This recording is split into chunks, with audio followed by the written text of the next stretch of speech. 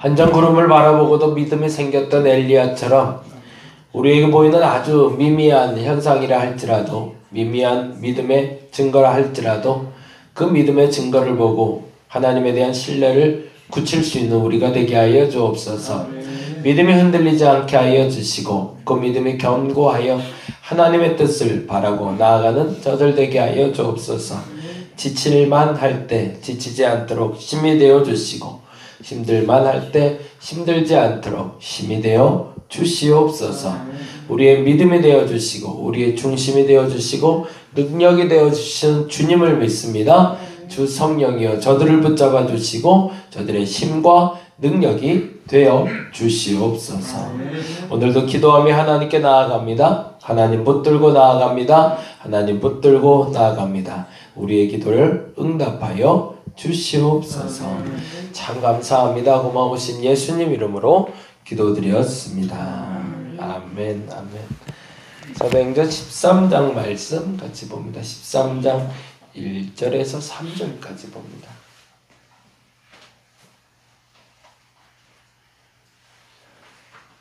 13장 1절에서 3절 말씀 우리 같이 한 목소리로 읽도록 하겠습니다. 안디옥 교회에 선지자들과 교사들이 있으니 곧 바나바와 니게르라 하는 시므온과 구네렛 사람 루기오와 분봉왕 헤롯의 젖동생 마나엔과 및 사울이라. 주를 섬겨 금식할 때에 성령이 이르시되 내가 불러 시키는 일을 위하여 바나바와 사울을 따로 세우라 하시니 이에 금식하여 기도하고 두 사람에게 안수하여 보내니라. 아멘. 1장부터 12장까지 이야기를 통해서 오순절 성령 강림을 통해 제약했던 예루살렘 교회. 근데 하나님은 그 예루살렘 교회를 자꾸 떠나라 하신다는 메시지를 그 다음 이야기를 통해서 듣게 되죠. 그래서 이방인들에 대한 선교자로 사울을 세우시고 이방인 등의 고넬료라는 사람을 세례 그리고 방언 그리고 성령 세례를 받음으로 말미암아 이방의 복음이 전파되게 될 것이다 라는 메시지를 계속 던져주고 있습니다. 그리고 나서 13장 1절부터 비로소 또 하나의 교회가 세워지게 돼요.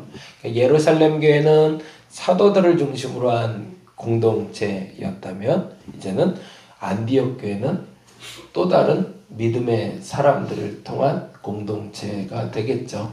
그리고 실질적으로 예루살렘 교회는 역사적으로도 AD 70년에 예루살렘이 함락되고 멸망하면서 같이 역사 속에 사라지게 됩니다. 그래서 혹자들 얘기는 예루살렘 교회는 선교를 하지 않았기 때문에 문을 닫았다라고 말하기도 하고요. 그 말도 틀린 얘기는 아닌 것 같아요. 그러니까 아무래도 유대인들 중심의 기독교 공동체다 보니까 유대적 공동체라고 부르는데 유대적 공동체다 보니까 이방인들을 흡수하기에는 한계가 좀 있지 않았을까 그런 부분도 좀 있지만 사도들 사후에 그 공동체를 이끌어갈 원동력이 그리고 기둥이 되는 중심축을 잃어버린 것이 아닐까 여러 가지 분분한 해석은 있겠지만 근데 한 가지 우리끼리 얘기로 이 부분은 명확히 해야 될 것 같아요. 지상의 교회는 영원하지 않다. 그렇게 우리 인정해야 될 것 같습니다. 지상의 교회가 영원하다면 거기가 또 다른 천국의 역할을 감당해야 될 텐데 그럴 수는 없다. 우리 그렇게 인정했으면 좋겠습니다.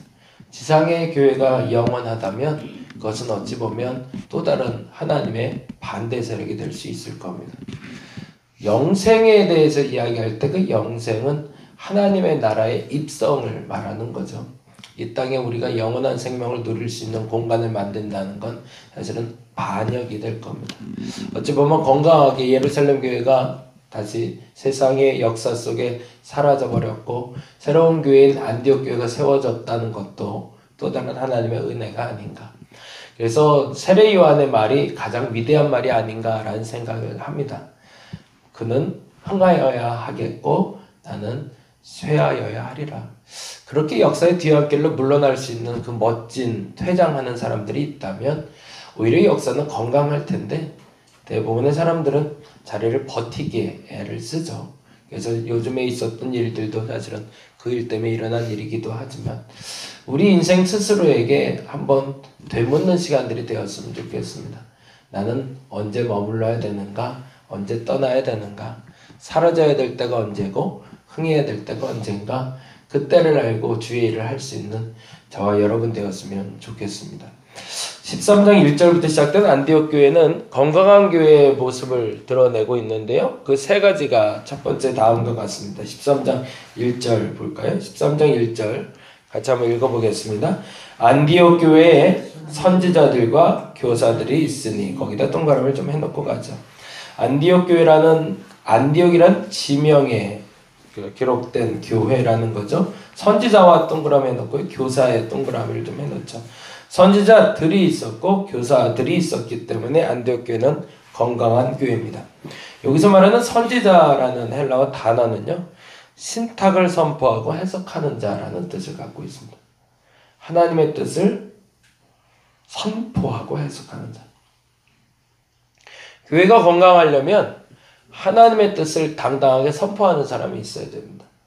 그리고 그것을 분명하게 해석해내는 사람이 있으면 그 교회는 건강합니다.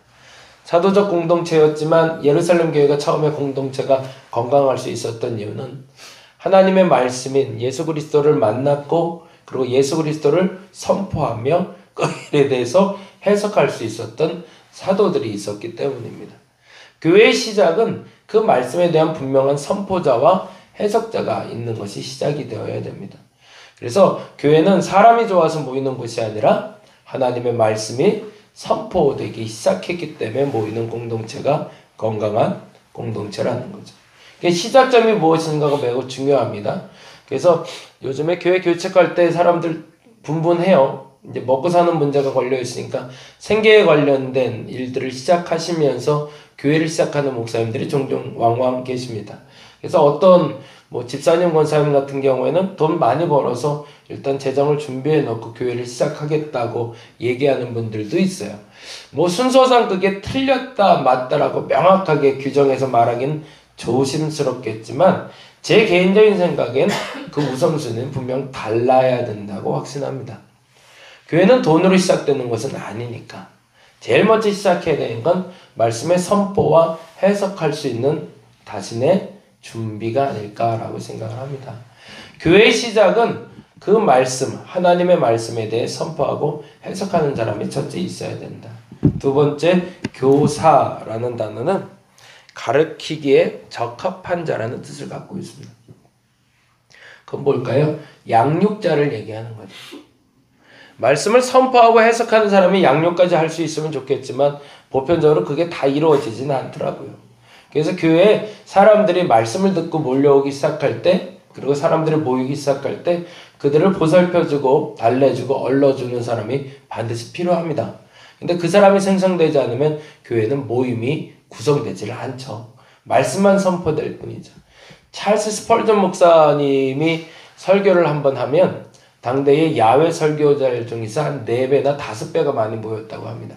한번 모일 때 보통 야외 설교자들이 18세기, 19세기 그 부흥운동이 일어날 때 5,000명, 6,000명씩 모였는데 스펄전 목사님이 설교하실 땐 2만 명, 3만 명이 모였대요. 그러니까 어마어마한 숫자가 모였던 거죠. 그거는 스펄전 목사님의 어떤 영향력 때문일까요? 선포자로서, 해석자로서의 탁월한 능력 때문이었겠죠. 근데 문제는요, 그리고 다 흩어지는 거예요. 스펄전 목사님이 돌아가시고 나서는 아무도 안 남았어요. 다 어디 갔을까요? 교사가 없었던 거죠. 웨슬리 목사님이 선포할 때는 한 5,000명 정도, 6,000명 정도 모였다고 그래요. 근데 웨슬리 목사님 사후엔 3만 명이 남았습니다. 뭐가 남아있는 걸까요? 양육자가 남아있었던 거죠. 교회의 건강한 성장을 위해서 필요한 것은 말씀을 해석하고 선포하는 사람이 가장 중요하기도 합니다. 근데 더 중요한 건 선포되고 그리고 해석된 말씀을 양육할 수 있는 사람이 필요합니다. 그러면 교회는 건강하게. 그래서 속회라는 제도가 감리교회는 있는데 그 건강한 제도가 감리교회를 만들어낼 수 있는. 그래서 3만 명의 지도자가 10만 명의 리더들을 끌어갈 수 있는 공동체로 만들어진 게 감리교회의 시작이었습니다. 처음에는 감리교도라고 시작했던 그 모임이 나중에 웨슬리 목사님 돌아가실 때 리더들이 3만 명 그리고 10만 명의 무리가 모이는 공동체가 됩니다. 가능할 수 있을까? 가능합니다. 어떤 사람이 모일 때 가르치는 자와 그러니까 교사와 그리고 선지자가 함께 할 때. 근데 중요한 것은 가르치는 자와 선지자와 교사와 있는 것도 더 중요하지만 2절의 말씀이 제일 중요하죠. 2절 말씀 볼까요? 같이 읽어보겠습니다. 주를 섬겨 금식할 때에 성령이 이르실 때 거기다 동그라미를 해놓죠. 성령이 이르실 때. 마지막으로 제일 중요한 것은 그 가르치는 자도 해석하는 자도 선포하는 자도 그 주권자가 누구임을 인정해야 된다는 걸까요? 성령이심을 인정할 때 그 공동체는 건강하다는 겁니다. 참고로 하나만 더 말씀드리면 1절 말씀 다시 한번 읽어봅니다. 안디옥 교회에 선지자들과 교사들이 있었다고 그러죠. 그들의 이름을 첫 번째는 누구라고 되어 있죠? 바나바. 그러니까 아마도 초대 담임자는 바나바였던 것 같아요. 그러니까 그 이스라엘 공동체였던 그 예루살렘 공동체에서 그 구성원들이 자리를 못 잡고 있자 바나바를 통해서 하나의 공동체가 완성이 되는 거죠. 그러니까 바나바가 안디옥에 복음이 전해지고 사람들이 모인다는 이야기를 듣고 파송된 사람이었잖아요. 근데 이 파송된 사람이 뭐하고 있었던 거죠? 그들을 양육하고 훈련하는 선지자와 교사 역할을 잘 감당했던 거죠. 그러니까 그들의 공동체가 흩어지지 않고 모였는데 그 다음 사람들이 재밌죠. 니게르라 하는 시므온이라고 나오는데 이 사람을 학자들 얘기하기엔 구레네 시몬을 얘기합니다. 구레네 시몬이 누구로 혹시 기억나시나요? 예수님 대신 십자가를 졌던 사람. 그래서 그도 흑인이었다고 얘기가 돼요. 그래서 아마도 예루살렘 공동체에는 들어가지 못하고 이곳에서 같이 머문 게 아닌가라고 생각을 하고요. 그리고 구네 사람 루기오와 분봉아 헤롯 그리고 젖동생 마나안까지. 그러니까 헤롯의 젖동생 마나안이라는 이거 보니까 아무래도 그 당시에 집권자의 계층 중에 하나도 품을 수 있는 교회였던 거죠. 그런데 학자들 얘기가 이 5명의 사람들을 지도자라고 부르는데 왜 이 5명을 이러한 순서로 불렀을까를 분분하게 해석을 합니다. 첫째는 직분이 아니었을까? 그러니까 앞에 나온 바나바 그리고 시므온 루기오는 아무래도 선지자의 역할 그리고 마나엔과 사울은 교사의 역할을 한 사람이 아닐까라고 생각하기도 하고요. 또 하나는 나의 순이 아니었을까라고도 이야기하기도 합니다. 바나바부터 사울까지.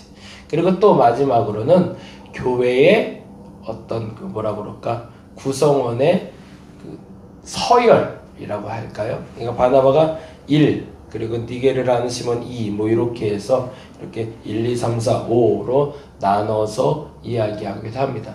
지금 이 말씀을 들으는 이유는 이렇게 보든 저렇게 보든 바나바가 제 1순위고 사울은 마지막이었다는 거죠.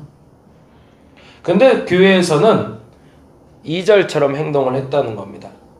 같이 읽어볼까요? 주를 섬겨 금식할 때에 성령이 이르실 때 내가 불러 시키는 일을 위하여 누구랑 누구를 세우대요?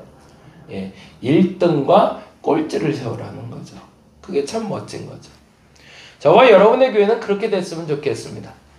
열등생과 우등생이 하나가 될 수 있는 공동체. 맨 마지막에 들어온 사람이 맨 첫 번째 앞서 있는 사람과 같이 할 수 있는 공동체. 그 공동체가 건강하다는 겁니다. 근데 더 마지막에 중요한 것이 있는데요. 3절 말씀이에요. 3절 볼까요? 이에 금식하며 기도하고 라고 되어 있어요. 보세요.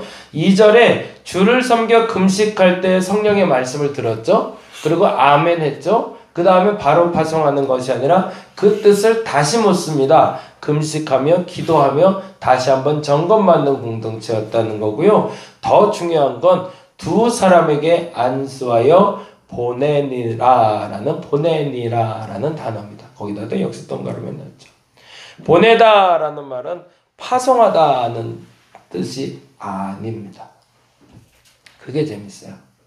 바나바와 사울을 이방에 파송하다라는 뜻이 아니라 풀어놓아 자유롭게 하다라는 뜻을 듣고 있습니다.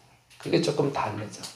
파송하는 것은 그들이 리더의 자격이 있기 때문에 그들을 우리가 다른 곳에서 또 다른 리더가 되라고 이렇게 넘겨주는 걸 얘기하지만, 풀어놓아 자유롭게 하다라는 건 이제 우리 교회로 안 들어와도 된다라고 얘기하는 겁니다.